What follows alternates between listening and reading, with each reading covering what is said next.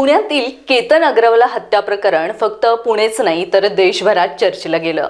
हत्येचा प्रकार आणि त्याच्या कारणामुळे खरं तर या प्रकरणाला इतर हत्येच्या घटनांपासून वेगळं ठरवलं म्हणता येईल।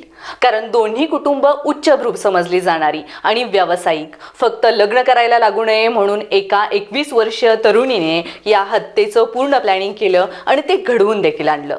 हा सर्व प्रकार जेव्हा उजेडात आला तेव्हा पालक वर्गात खऱ्या अर्थानं चिंतेचं वातावरण निर्माण झालं। पालकांना विचार करायला लावणाऱ्या या हत्ये प्रकरणातील एक दावे खळबळ उडवून देणारे ठरले।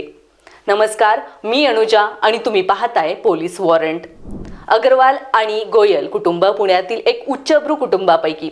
दोन्ही कुटुंबांनी आपल्या मुलांच्या भविष्याचा विचार करूनच सिया आणि केतनचा विवाह ठरवला। विवाह ठरल्यानंतर केतन नव्या आयुष्याची स्वप्ने रंगवत होता। त्याचं कुटुंब, नातेवाईकही खुश होते। भेटीगाठी, खरेदी, भविष्याचे नियोजन आणि विवाह सोहळ्याचे नियोजन जोरात सुरू होते। हे कुटुंब आपल्या मुलाच्या संसाराची स्वप्ने डोळ्यात साठवत होते, पण नियतीने वेगळाच खेळ मांडला। लग्नाच्या मांडवात बसायचं ज्याचं नशीब होतं त्याच केतनच्या अंत्यसंस्कारासाठी कुटुंबाला सरणाजवळ राहावं लागलं। विवाह ठरल्यानंतर केतन नव्या आयुष्याची स्वप्ने रंगवत होता। त्याचं कुटुंब आणि नातेवाईकही खुश होते। भेटीगाठी, खरेदी, भविष्याचे नियोजन आणि विवाह सोहळ्याचे नियोजन जोरात सुरू होते। हे कुटुंब आपल्या मुलाच्या संसाराची स्वप्ने डोळ्यात साठवत होतं, पण नियतीने वेगळाच खेळ मांडला।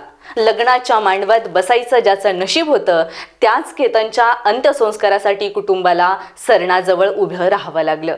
त्याहून धक्कादायक म्हणजे आयुष्याची जोडीदार म्हणून जिला निवडलं होतं तिनंच केतनचा घात केला होता।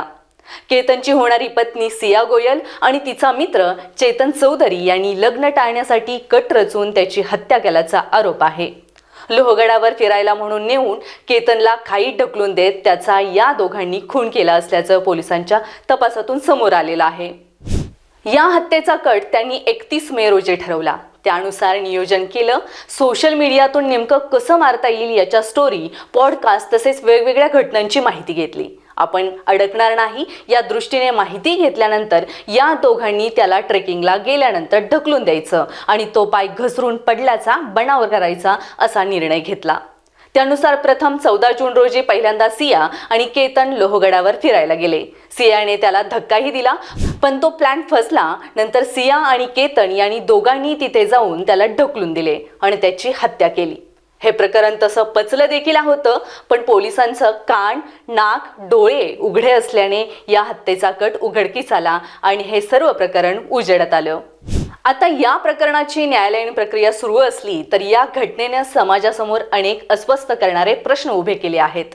हा केवळ एका तरुणाचा खून नाही, हे तुटलेल्या विश्वासाचं, संवाद हरवलेल्या नात्यांचं व भावनिक परिपक्वतेच्या अभावाचं भयावह चित्र आहे। प्रेम असो किंवा ठरवून केलेलं लग्न, कोणतेही नाते दोघांच्या संमतीवर टिकतं। नाते नको असेल तर मत बदललेलं असेल किंवा आयुष्याबद्दल वेगळा निर्णय घ्यायचा असेल तर त्यासाठी संवाद महत्त्वाचा ठरतो।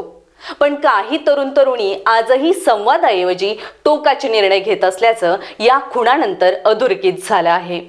आजची पिढी अत्यंत बुद्धिमान, आत्मविश्वासपूर्ण आणि स्वावलंबी आहे, मात्र त्याचबरोबर भावनिक संघर्ष हाताळण्याची क्षमता कमी होत चालल्याची चिंता मानसशास्त्रज्ञ व्यक्त करतात।